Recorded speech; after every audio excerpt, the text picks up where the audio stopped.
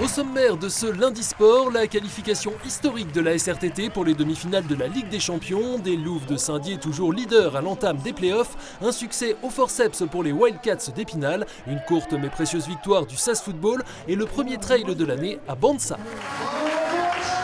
Elles l'ont fait, les pongistes de la SRTT Étival sont donc en demi-finale de la Ligue des Champions, niveau jamais atteint auparavant. Victorieuse 3-2 à l'aller mercredi dernier en Serbie, les Stivaliennes avaient pris l'ascendant sur Novi Sad, mais devaient à nouveau s'imposer vendredi soir à domicile dans leur chaudron, la salle Michel Essa. Si la sino-portugaise Yeni Chao a parfaitement lancé Étival, Marie Migaud, malgré une belle prestation, n'a pas réussi à renverser la numéro 1 serbe Aneta Maksuti.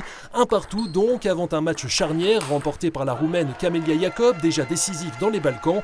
Dans le duel entre les deux leaders, Yeni Chao a pris sa revanche sur le match aller en 4-7 pour offrir la victoire et une qualification historique à Étival.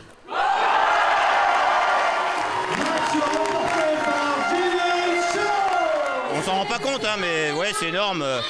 C'est une compétition tellement exceptionnelle et de tellement haut niveau que voilà, on va retomber sur terrain de ces 4 matins, mais bon, pour l'instant, c'est génial. Ouais. Le championnat de France est le plus important pour nous. La Ligue des Champions, c'est le bonbon en fait. On a la chance d'avoir des filles qui se battent. Elles sont complètement mortes, on peut le dire. Elles vivent une saison internationale compliquée. Les Jeux Olympiques en ligne de mire pour certaines. Et donc du coup, c'est extraordinaire pour nous. En demi-finale, la SRTT rencontrera les Tchèques de Denín, tombeurs de Metz, leader de Prodam et champion de France en titre, que les Stivaliennes retrouveront dès ce mardi en Moselle pour la dernière journée du championnat où elles sont déjà maintenues.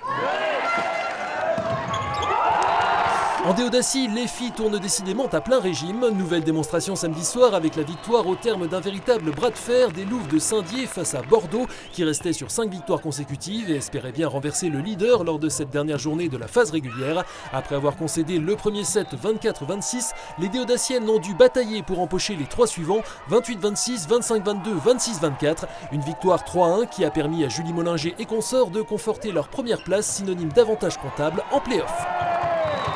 La première place est synonyme d'un petit point d'avance, effectivement, mais voilà, on reste focus sur l'objectif, c'est la montée, donc c'est un bon résultat, mais il y a encore des énormes matchs qui arrivent, on engrange de la confiance, donc ça aide beaucoup pour les playoffs.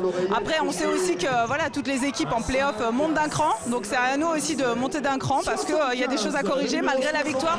Les playoffs débuteront le 24 février. Avant cela, les Louves disputeront un quart de finale de la Coupe de France fédérale samedi prochain à Évreux, également candidat à la montée en Ligue AF. À noter en élite masculine, la 8e victoire consécutive du SAS Volley. Les Spinaliens qui disputeront également les quarts de finale de la Coupe de France samedi prochain à domicile face à Caudry. 20e journée de D1 samedi soir sur la glace de Poissompré. Les playoffs se rapprochent à grands pas et la bataille fait plus que jamais rage pour rester dans le top 8. En témoigne cette opposition entre les Wildcats d'Épinal et les Comètes de Meudon. Si les Spinaliens ont ouvert le score au quart d'heure de jeu par Reorchak, les Franciliens ont pris les devants en l'espace de 3 minutes au cœur du deuxième tiers, avant une première égalisation spinalienne signée Dominique Fugera. Un feu de paille car les Altos et Canet vont reprendre l'avantage juste avant la pause sur ce penalty shoot. Ça chambre et la tension monte d'un cran. Ici aux prises le défenseur Thomas Nechala et l'ancien spinalien Kevin Lorcher. Cela n'arrange pas les affaires d'Épinal qui se retrouvent menées 4-2 dès l'entame de la 3e période et ce jusqu'à la 55e minute avant que les fines gâchettes spinaliennes à qui l'on avait pu reprocher un manque d'efficacité ces derniers temps ne fassent parler la poudre. Réduction du score signé Mathus Rudzan puis deuxième réalisation de Peter Reorchak, 4 partout, place aux prolongations. Un exercice dans lequel les Verts et Noirs s'étaient inclinés le week-end dernier à Dunkerque, mauvais souvenir effacé par Rudzan, 5-4 au final et que d'émotion. On est quand même revenu de l'enfer. Ce que moi je veux retenir, c'est que l'équipe ce soir a eu du caractère pour revenir d'où on était et aller chercher ces 2 points en prolongation. Épinal réintègre le top 4 et jouera exceptionnellement à Brest vendredi puisque l'équipe de France prend cette semaine ses quartiers à Poissompré dans le cadre du tournoi des 4 nations avec 2 matchs programmés vendredi et samedi à 20h et à suivre en direct sur Vosges TV. En football, précieux succès pour le SAS vendredi soir chez le Gol FC, premier non relégable. Victoire sur la plus petite des marges, 1-0 grâce à un pénalty obtenu par Marc Laurent et transformé par Karim Koulibaly à la 82e minute. Les Spinaliens reviennent à 4 points de leur adversaire et laissent leur place de lanterne rouge à Cholet qu'ils recevront vendredi prochain. Une formation de l'Anjou battue ce week-end 1-0 par Nancy, la SNL qui a signé là sa 6e victoire consécutive en national. 2 crans en dessous ici à l'image, comme le week-end précédent à Golbey, l'US Raon l'étape a dû cette fois se contenter du match nul. Dominateurs, les Raonais en blanc se sont retrouvés menés à 2 reprises par Reims-Sainte-Anne, 2-0 puis 3-1, mais ont réussi à arracher le match nul 3 partout. Ici, le premier but raonais de Maël Sedagonji. À domicile, Taon a également laissé filer les 3 points face à la réserve de Nancy, qui a égalisé dans le temps additionnel 2 partout.